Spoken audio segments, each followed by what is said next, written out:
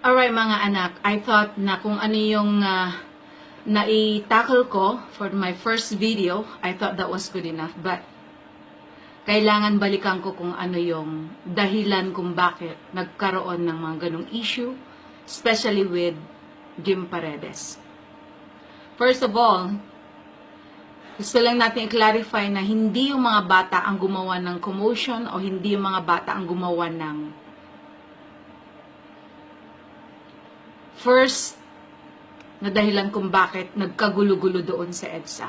Obviously, nakita nyo naman, walang ginawa yung mga bata, kundi naghawak lang sila ng banner, and then after that, they were just doing this sign as a sign of Duterte bilang supporters. Kaya nga sila tinatawag na the Duterte Youth. At bilang isang tao rin na dati isa rin ako na tumutuligsa when it comes to Duterte's principles, kung paano yung mga pamamaraan niya, kung paano kontrolin yung mga criminals, especially those drug addicts, drug lords, you name it. But when I came to realize kung ano ba talaga ang dapat nating i-focus, yung mga nagdodroga o kaya nagpupush ng mga droga para mas marami ang masisirang pamilya, o yung mga namamatay dahil sila ay sumisira sa ating mga pamilya. Anong mas mahalaga sa inyo? Sinasabi niya na dahil sa maraming nadadamay,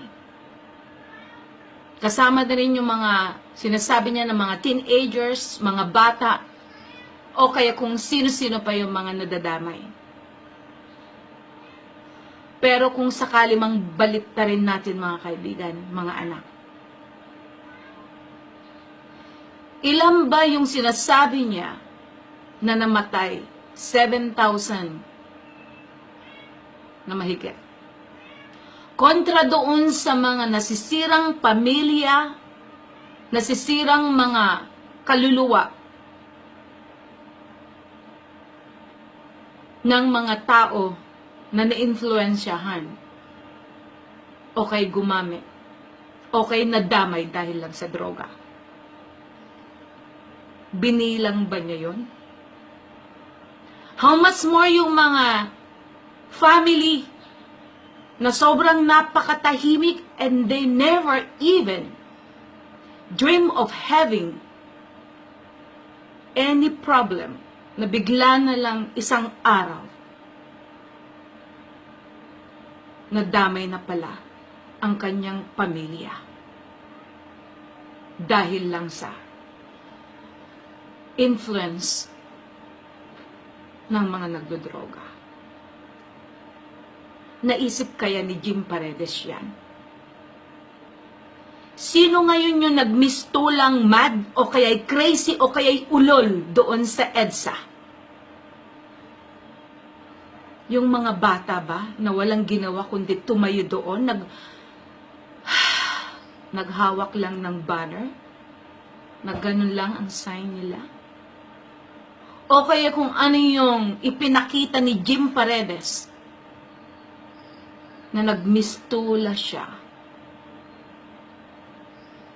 na mas masahol pa sa isang ulol at walang pinag-aralan. And yet, he was telling everybody right there kung sino yung mga pito na mga kabataan o kung sino-sino man nandoon para mag-rally, para lang i-exercise nila kung ano yung kanilang karapatang pantao bilang sumusuporta kay Duterte. Sino nagmukhang gago? Sino ang nagmukhang bastos? Sino ang nagmukhang katawa-tawa? Di ba ikaw, Jim Paredes? Kung ano man ang pinaglalaban mong truth, nasa akin ang truth.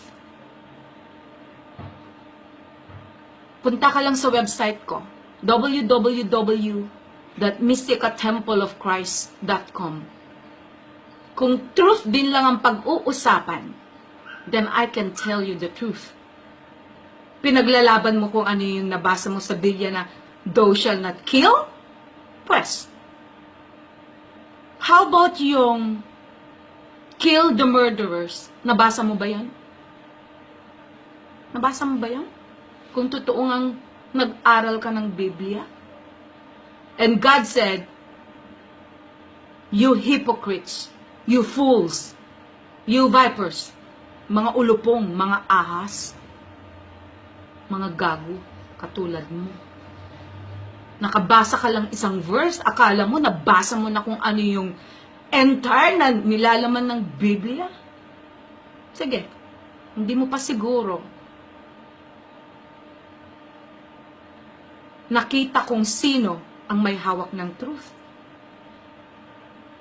At kung ano man yung pinaglalaban mo, pues, mas may karapatan ako na labanan kita. Dahil isa rin akong ina na naging biktima na nagdusa dahil lang sa influensya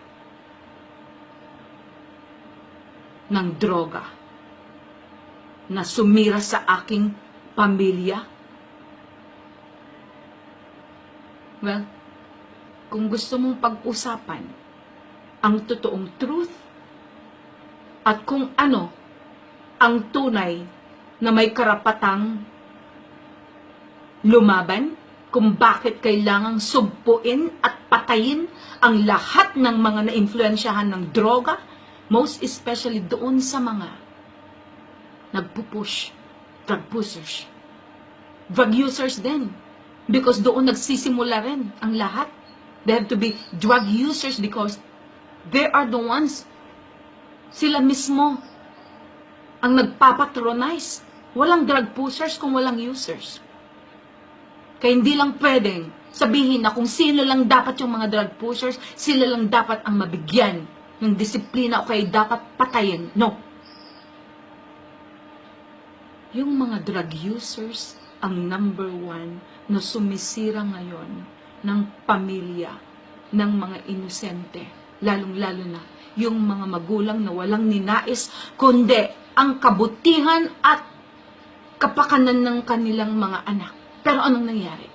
Dahil sa impluensya ng droga, nasira ang buhay ng maraming pamilya. Ngayon, sabihin mo sa akin, anong pinaglalaban mo? Kung hindi mo pa na tapatan kung sino yung tunay mong kalaban, ikaw mismo. Dahil ikaw, tingnan mo itsura mo. Ha? Ikaw yung nagmimistulang mukhang demonyo. Tingnan mo itsura mo, ha? Alam mo kung bakit ayaw nilang tumingin sa mukha mo? Kasi mukha ka nga namang demonyo. Kahit ako, ayoko tumingin sa mukha mo. Bakit nga pala ako titingin sa mukha ng demonyo? A real winner, hindi titingin sa mukha ng demonyo. A real winner, babanat, na hindi na kailangan titingin kung sino yung kalaban. Ang isang winner, kahit nakapikit, alam niya kung sinong kalaban. Hindi katulad mo, nagbubulag-bulagan ka, but you don't know the truth. You haven't seen the truth. Tapos sinasabi mo, they are robots? Sino ang nagministulang robot ngayon? Ikaw. Yung robot, dada ng dada, ha? Galaw ng galaw doon kung anong pinaggagawa mo. You were acting like a foolish idiot. Yun ang robot. Ang robot, ha? Gumagalaw na walang utak. At ikaw yun. Buti pa nga yung mga bata nandoon. Ginagamit nilang kanilang utak. Sino ang nagpasimula ng gulo? Di ikaw. Di ba? You have caused the trouble right there. Kung hindi ka nga naman nagpasimuno ng ganon, nagkagulo-gulo ba? Ha? Hanggang sa nagmisto lang sila na yung criminal, while in fact, dapat ikaw ang tratuhing criminal ng mga pulis do. Dapat ikaw ang dinala sa presinto, hindi ang mga yon. Hindi sila ang dapat awatin because they were not doing anything wrong. You were the one who was doing everything na karumal-dumal na hindi dapat ipagmalaki kahit sa enterong buong mundo. Kaya Jim Paredes, kung hindi mo pa nakita kung sinong katapat mo, ako, not in terms of physikalan, pero in terms of utak, kung meron ka nga palang utak na pinagmamahal mo, sige, labanan mo ako. Pagdating sa truth, I got the real truth, darling. Okay? So, antayin kita. Sige, banatan mo ako. Mas marami akong ibabanat sa'yo.